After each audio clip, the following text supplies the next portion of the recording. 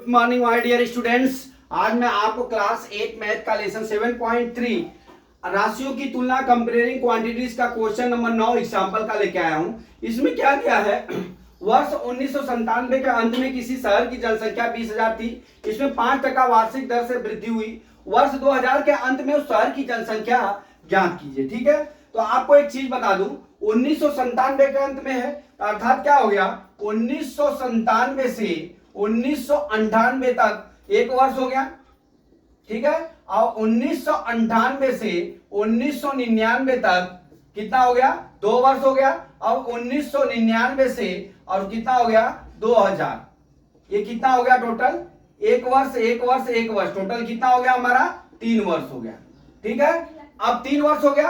अब हमारा n ज्ञात हो गया, r बराबर कितना दिया है, r बराबर 5% दे दिया है, और हमारा p बराबर कितना दे दिया है, 20,000 दे दिया है। कितना दे दिया है, 20,000 दे दिया है। ठीक है, अब क्या कह रहा है कि अब इसका जो है जनसंख्या ज्ञात कीजिए। तो अब मैं जनसंख्या ज्ञात करता हूं, देखिए क्या हो जाएगा। हमने आपको एक सूत्र बताया, सूत्र ये बताया कि a बराबर p 1 प्लस r बटा 100 पावर n बराबर a बराबर p का मान कितना है हमारा,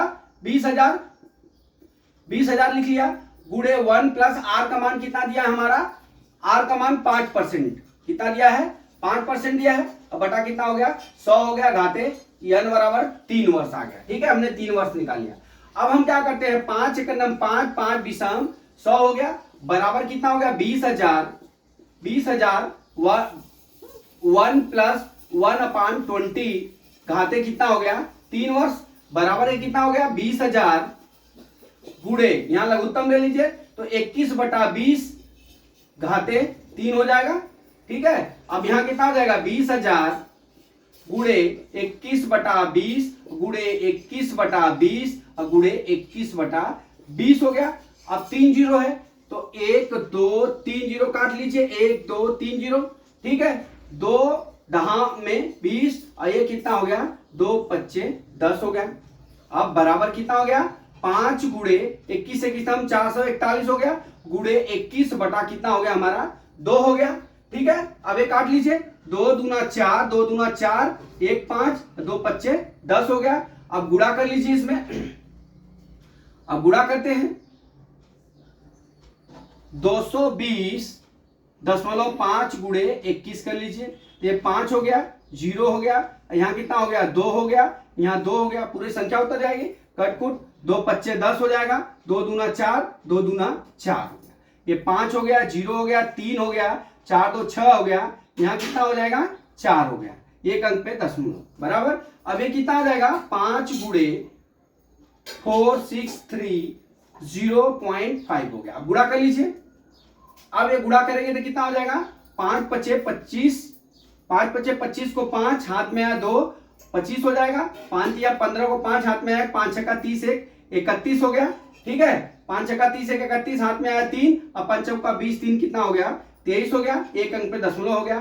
ठीक है, तो जनसंख्या हमारी क्या होती है, पॉइंट में नहीं होती है, तो इसको हम लिख सकते हैं 23,152 है, तो यहाँ पे 3 लिख सकते हैं, मतलब 23,153 जनसंख्या हो जाएगी। इसकी जनसंख्या यहां लगभग कितनी हो जाएगी, लगभग इतनी जनसंख्या कितनी हो जाएगी, 23,153 लगभग।